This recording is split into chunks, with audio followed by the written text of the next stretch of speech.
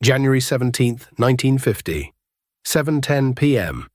The temperature in Boston's North End had been dropping all day, and the streets near the waterfront were quiet. 7 men walked up to the Brink's building at 600 Commercial Street. They were wearing chauffeur caps and pea coats. Their faces were hidden behind rubber Halloween masks, the kind with Captain Marvel printed across the forehead. One by one, they pulled keys from their pockets. The locks opened, all of them, because the gang had made those keys themselves. They were already inside before anyone raised an alarm.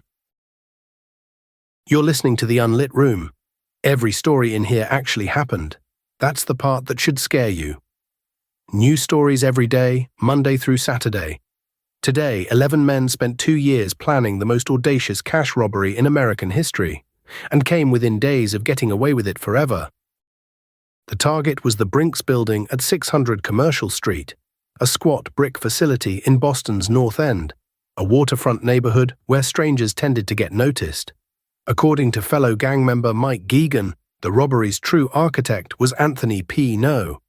P. No had spent years studying the target. The gang carried 14 canvas laundry bags and 38 caliber revolvers. They had rubber soles on their shoes to muffle their steps on the concrete floors.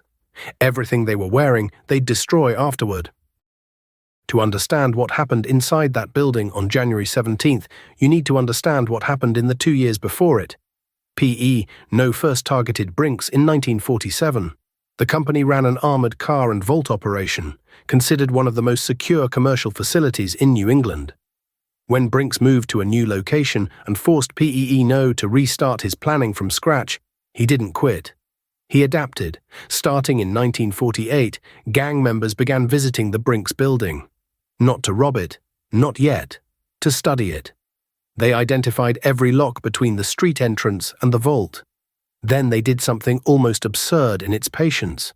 One by one, they removed those locks from the building, took them to a locksmith, had copies of the keys cut, and returned each lock to its place before anyone noticed it was gone. Not once, not twice. They did it for every lock on every door between them and the money. By the end of 1949, the gang had working keys to the entire building. But they didn't stop there.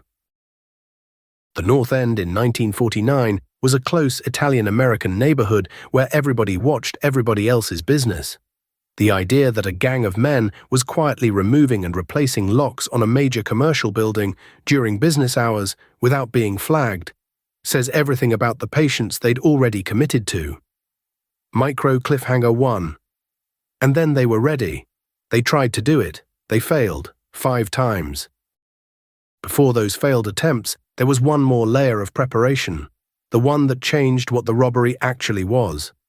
2 gang members, O'Keefe and Gouchora, broke into the offices of the Boston Alarm Company that monitored Brink's. They weren't after money. They stole the security system blueprints, the complete layout of every alarm, sensor and circuit protecting the building. Then they returned the blueprints. No one at the alarm company knew they'd been taken. Think about what that means.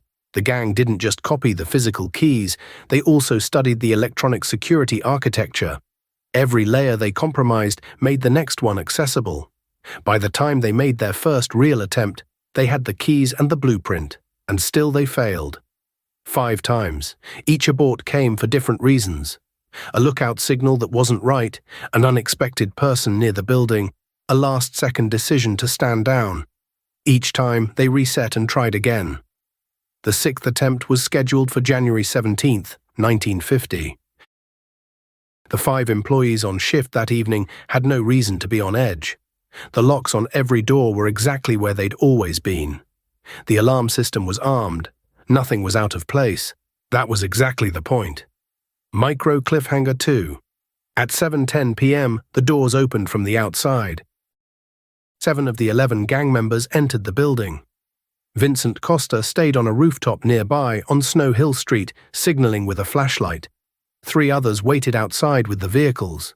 The 7 men inside moved quickly, rubber-soled shoes on concrete. No voices. They reached the vault area and found the 5 employees completely off guard. The employees were bound with rope. Their mouths were taped shut. Then the loading started. 14 canvas bags filled with cash, checks, and securities. During the robbery, a buzzer sounded, a garage attendant outside wanting to be let in. Two of the men moved toward the door. The attendant walked away before they reached it. They loaded everything worth carrying. They left behind nearly $1 million in silver coins. Too heavy, not worth the time. By 7:30 p.m., the bags were in the vehicle outside. Total haul, $2,775,000, worth roughly $37 million in today's terms. At 7:37 p.m., one of the bound employees worked himself free and raised the alarm. The gang was already gone. The 5 employees were shaken but uninjured.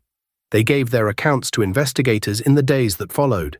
But they hadn't seen any faces, only those Captain Marvel masks, those rubber-soled shoes that made almost no sound on the concrete. Micro Cliffhanger 3. The FBI launched one of the largest peacetime criminal investigations in American history. Agents in 17 cities, thousands of interviews, 5 years. They had nothing. What no one outside the gang knew was that a clock was running, and it had almost reached 0. Under Massachusetts law, the statute of limitations on robbery was 6 years. That meant the FBI had until January 17, 1956, to make an arrest. After that date, any surviving gang member could walk free. By 1955, the investigation had produced no convictions. The FBI had strong suspicions. They'd worked the case relentlessly. But suspicions without evidence don't become convictions. The physical evidence had been carefully destroyed. The truck, the weapons, the clothes. All of it gone. Inside the gang, the years after the robbery had grown ugly. Joseph O'Keefe, known as Specs, had served time on an unrelated charge. While inside, he believed his partners had spent or hidden his share of the Brink's money. He was furious. Other gang members, afraid he'd talk, had hired a hitman to kill him. O'Keefe survived. His resentment didn't. In January 1956, with roughly 2 weeks left before the deadline, O'Keefe agreed to testify. Not out of remorse, not because the FBI finally cracked him, because he felt his partners had stolen from him. And prison seemed fairer than letting them enjoy their shares while he was left with nothing. 8 surviving gang members were arrested and convicted. 2 had already died. The 8 received life sentences. And the money? Of the $2,775,000 taken on January 17, 1950, investigators recovered less than $60,000. The rest, more than $2.5 million, was never found. Every member of the gang went to prison. The last surviving member, Adolph Jazz Maffei, died in September 1988. The money died with them. No one has ever found it. The phrase perfect crime got attached to the Brink's job almost immediately. And in some ways, it fits. The robbery itself was clean. No injuries, no fingerprints, no one who could identify the men behind those masks. The planning was meticulous. The execution was controlled. By any fair measure, 11 men pulled off something that should have been impossible. But it didn't hold. The plan that survived 2 years of preparation and 5 failed attempts came apart because of a grudge. Because one man felt cheated by the people he'd trusted and decided that if he was going down, they were going with him. The case is closed. The men are gone. But the money, more than $2.5 million from a January night in 1950, that's still out there somewhere. This one kept you up tonight? Good. New stories every day, Monday through Saturday. Subscribe so the next one finds you too. Follow the Unlit Room wherever you listen. Tell a friend who can't sleep. Full story on the main channel. Follow if you're wide awake. That was the Unlit Room. See you in the dark.